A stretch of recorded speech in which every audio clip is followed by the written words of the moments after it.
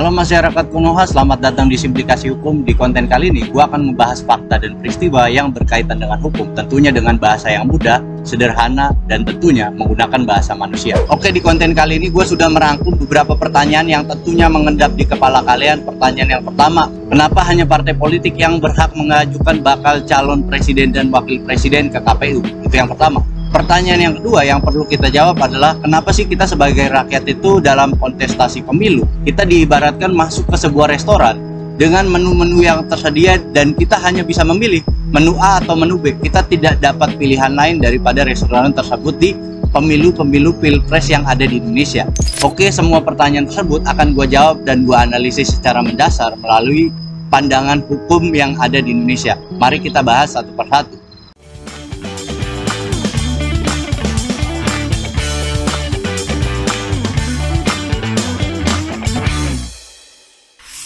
Lagi mau masuk di tahun 2024, emang paling nggak enak kalau nggak ngomongin soal pemilu.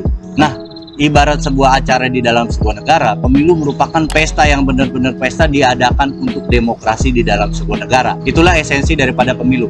Lu bisa lihat aja, sekarang banyak di sosmed itu banyak caleg-caleg atau banyak orang-orang yang ingin dipilih menunjukkan kinerjanya. Nah, dia menunjukkan kinerjanya, dia melakukan A, B, C. Tapi ya udahlah, daripada kita ngebahas soal caleg-caleg yang flexing atau orang-orang yang flexing karena ini dipilih lagi, kita bakal bahas pemilu presiden dan hubungannya terkait dengan presidensial threshold 20%.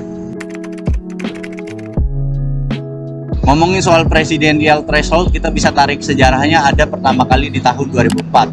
Nah, di tahun 2004 itu presidensial threshold atau ambang batas pencalonan presiden itu ditentukan bahwa yang pertama harus menguasai suara nasional partainya itu 20%. Yang kedua, harus menguasai kursi DPR-nya itu minimal 15%. Baru setiap partai politik itu bisa mencalonkan orang sebagai presiden atau wakil presiden. Kalau yang tidak memenuhi, maka dia harus berkoalisi dengan partai-partai yang lain.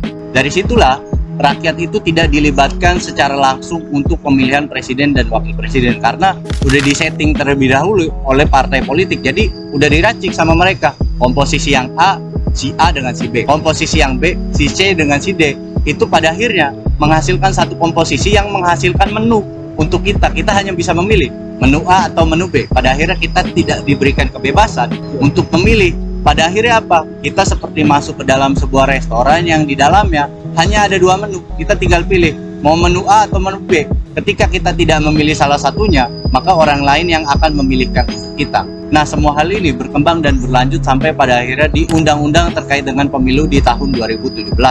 Di tahun 2017, ambang batas ini naik, Pak, karena ada revisi, yaitu yang pertama, untuk suara partainya itu harus 20%. Yang kedua yang naik adalah untuk penguasaan suara DPR-nya itu harus 25%. Pada akhirnya, setiap partai politik yang ingin mencalonkan diri sebagai presiden atau wakil presiden harus berkoalisi. Karena pada sekarang, itu tidak ada partai yang mendapatkan suara hampir 20%, itu nggak ada. Jadi mereka semua harus berkoalisi itu satu persatu. Banyak orang yang protes sama aturan ini, bahkan aturan ini itu beberapa kali diajukan revisi ke Mahkamah Konstitusi yang kita sebut biasanya itu judicial review, tapi beberapa kali juga Mahkamah Konstitusi itu menolak adanya revisi dari pasal tersebut. Nah, pada akhirnya orang-orang yang merasa terzolimi dengan adanya pasal tersebut mengungkapkan beberapa hal kenapa pasal tersebut harus dihapus. Yang pertama, aturan ini merupakan penyabotasan sebuah demokrasi dikarenakan apa? Rakyat itu tidak dilibatkan secara langsung dalam pemilihan bakal calon presiden dan wakil presiden. Jelas, semua sudah tersetting sama partai. Pandangan yang kedua datang dari politisi. Kalau pandangan yang pertama kan datang dari akademisi yang tadi. Kalau pandangan politisi bilang bahwa ini bisa merugikan dikarenakan kenapa? Karena partai-partai yang kecil otomatis dia tidak dapat mengusung presiden dan wakil presidennya sendiri. Mereka harus berkoalisi. Nah, ini kan terkait dengan bergen. Suara nasionalnya sedikit, maka dia pada akhirnya cuma diberikan persetujuan, tidak diberikan hak untuk mengusung presiden dan wakil presiden di Indonesia. Itulah kenapa pada akhirnya presidensial threshold ini sangat merugikan bagi politisi-politisi dengan partai yang kecil dan rakyat yang tidak dilibatkan secara langsung. Oke, kita sampai di bab terkait dengan kesimpulan. Kita harus menjawab pertanyaan pertama dan kedua. Pertanyaan pertama, kenapa sih hanya parpol yang berhak mengajukan presiden dan wakil presiden? Jawabannya ada tuh di undang-undang terkait dengan pemilu, karena setiap orang yang ingin menjadi presiden dan wakil presiden itu harus diusung sama parpol.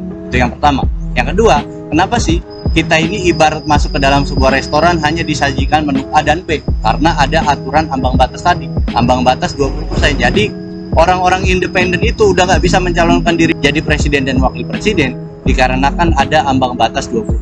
Jadi setiap orang yang ingin menjadi calon presiden dan wakil presiden itu sebenarnya dia harus berasal dari partai itu, diusung sama partai, dan pada akhirnya tidak akan ada lagi presiden independen di Indonesia sampai dengan undang-undang ini direvisi atau dicabut oleh Mahkamah Konstitusi dan DPR. Oke, sekian konten yang bisa gue sampaikan. Semoga ilmu ini bermanfaat. Sampai jumpa di konten-konten selanjutnya. Dadah.